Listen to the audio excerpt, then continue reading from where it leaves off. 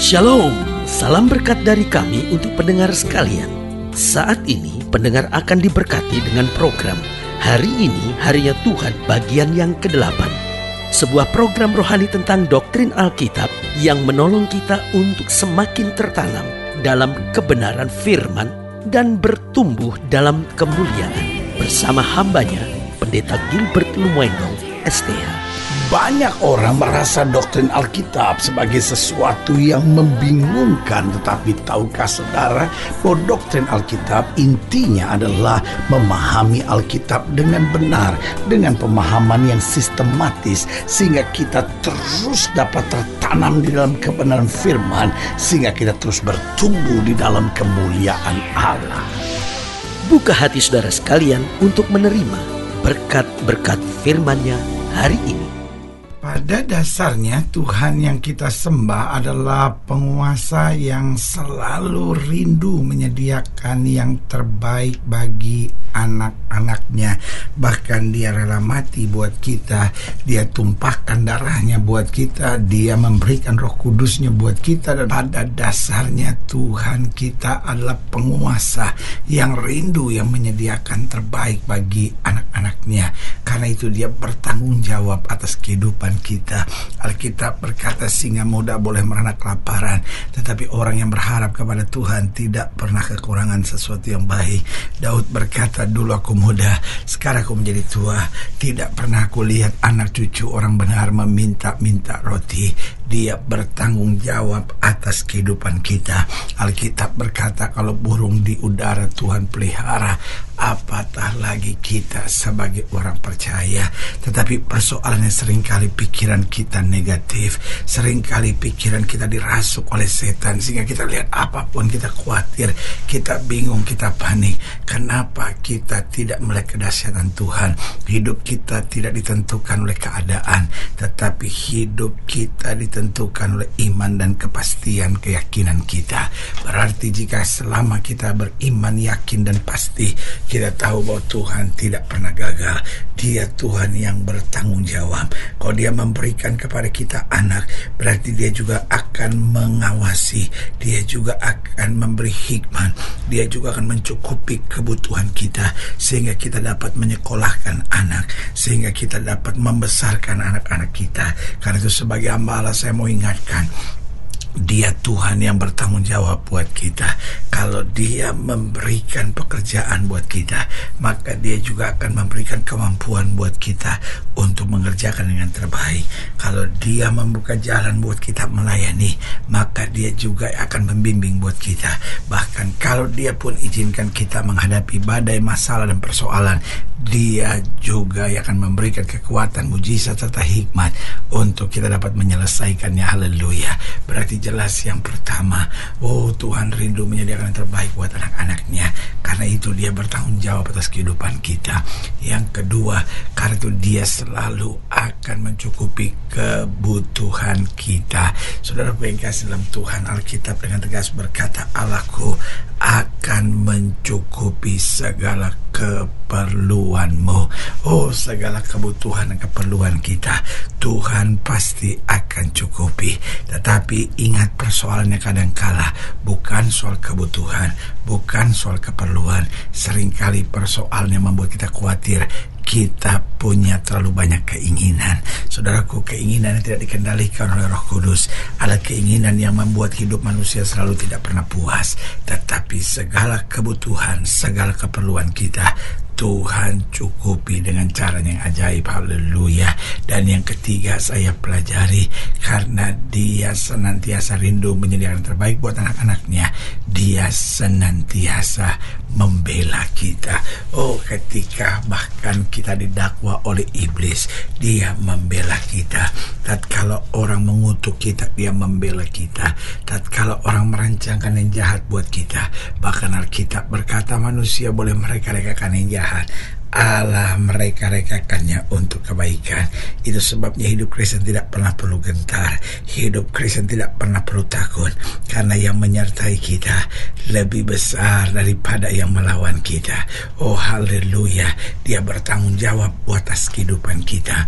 Dia selalu mencukupi segala kebutuhan dan keperluan kita. Dia senantiasa membela kita, dan akhirnya Dia selalu mengajar dan membimbing kita. Bahkan Alkitab berkata Dia yang mengajar kita untuk berperang. Artinya apa? Kalau ada tantangan, ada masalah dan pergumulan, Dia bukan hanya mengajar kita untuk menyerah, tetapi Dia mengajar kita untuk kuat. Hadapi tantangan, jangan menyerah. Justru kita harus berserah. Dalam kita berserah kepada Tuhan, kita akan kuat. Dalam kita berserah kepada Tuhan, kita akan berani. Dalam kita berserah kepada Tuhan, kita selalu akan melihat jalan keluar. Karena itu Dia rindu senantiasa menyediakan yang terbaik buat anak-anaknya. Dengan apa? Dengan mau mengajar kita. Dia mau bimbing kita supaya kita makin hari makin dewasa, makin hari makin disempurnakan, makin hari makin menyenangkan hati Tuhan, dan makin hari makin menjadi berkat bagi banyak orang. Haleluya. Selamat datang dalam program kita hari ini, harinya Tuhan, sebuah program rohani yang kembali mengingatkan kepada kita betapa pentingnya kita menjadikan firman Tuhan sebagai dasar kesabaran hidup kita. Karena selama kita jadikan firman Tuhan sebagai dasar kesabaran hidup kita, langkah-langkah ke depan kita penuh dengan kepastian, kemenangan, berkat, mujizat, dan perkara-perkara besar. Haleluya. Dan dalam program ini kita sedang membahas tentang Tuhan mendengarkan permintaan, karena memang Dia Bapa yang rindu untuk menyediakan terbaik buat anak-anaknya. Sehingga kita berkata, minta maka kepadamu akan diberi, ketok maka bagimu pintu akan dibukakan, cari maka engkau akan mendapat. Allah rindu menjawab setiap permintaan kita, karena Dia rindu mengerjakan yang terbaik buat kita. Haleluya. Nah, saudara yang kasih dalam Tuhan, dalam pembahasan tentang Tuhan mendengarkan permintaan, kita mau sama-sama belajar dari Bilangan pasal 21. Bilangan pasal 21 ayat pertama sampai ayat yang ketiga. Bilangan 21 ayat pertama sampai ayat yang ketiga di bawah judul perikop peperangan dekat Horma. Bilangan 21 ayat 1 sampai 3, demikianlah firman Tuhan. Raja negeri Arad, orang Kanaan yang tinggal di tanah Negeb, mendengar bahwa Israel datang dari jalan Atarim. Lalu ia berperang melawan Israel, dan diangkutnya beberapa orang tawanan daripada mereka. Maka bernasarlah orang Israel kepada Tuhan, katanya, jika engkau serahkan bangsa ini sama sekali ke dalam tangan kami, kami akan menumpas kota-kota mereka sampai binasa. Ayat 3, Tuhan mendengarkan permintaan orang Israel, lalu menyerahkan orang Kanaan itu, kemudian orang-orang itu dan kota-kota yang ditumpas sampai binasa. Itulah sebabnya tempat itu dinamai Horma, binasa, habis sama sekali. Lihat saudaraku yang kekasih dalam Tuhan, dari ayat-ayat bacaan ini kita bisa belajar bahwa menghadapi tantangan, pergumulan, masalah apapun, kalau kita minta kepada Tuhan, maka Dia Tuhan yang mendengarkan permintaan kita. Dia rindu untuk selalu mendengarkan permintaan kita, karena pada dasarnya yang pertama, Dia memang Allah yang ingin melihat kita berbahagia. Dunia ini, saudaraku yang kasih dalam Tuhan, dunia nggak bisa lihat orang bahagia iri. Dunia di mana kita hidup, dunia nggak bisa lihat orang sukses lalu iri. Tetapi inilah Allah yang kita sembah. Dia adalah Allah yang ingin lihat kita berbahagia. Itu sebabnya Dia didik kita, Dia tegur kita. Itu sebabnya kadang-kadang Dia hajar kita. Kenapa? Karena kita masih terikat dengan dosa, sementara dosa itu akan menghancurkan hidup kita. Itu sebabnya Tuhan didik kita supaya apa? Supaya kita bebas dari ikatan dosa. Dan ketika kita bebas dari ikatan dosa, maka kita akan mengalami kehidupan yang berbahagia. Karena Dia berikan firman. Tujuan firman bukan supaya Tuhan senang lihat kita mentaatinya, bukan, supaya kita berbahagia.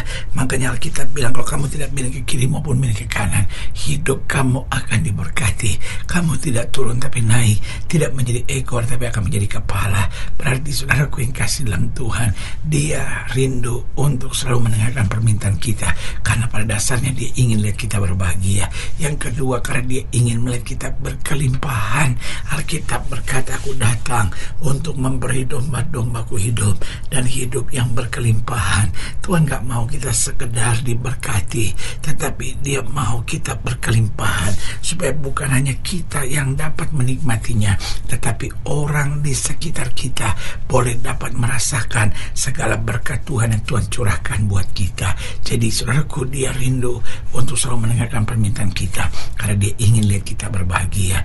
Yang kedua, karena dia ingin kita berkelimpahan. Yang ketiga, karena dia ingin kita menjadi dewasa.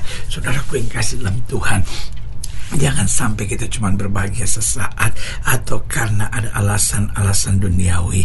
Jangan sampai kita hanya berkelimpahan tanpa mengerti maknanya. Karena itu Tuhan mau setelah kita bahagia, berkelimpahan, menjadi dewasa, supaya kita menyadari tanggung jawab kita menyadari tugas kita, dan kita menyadari untuk apa Tuhan memberkati dan memanggil hidup kita. Haleluya. Dan yang keempat, dia mau selalu mendengarkan permintaan kita, karena dia ingin membuat kita makin dekat dengan Tuhan.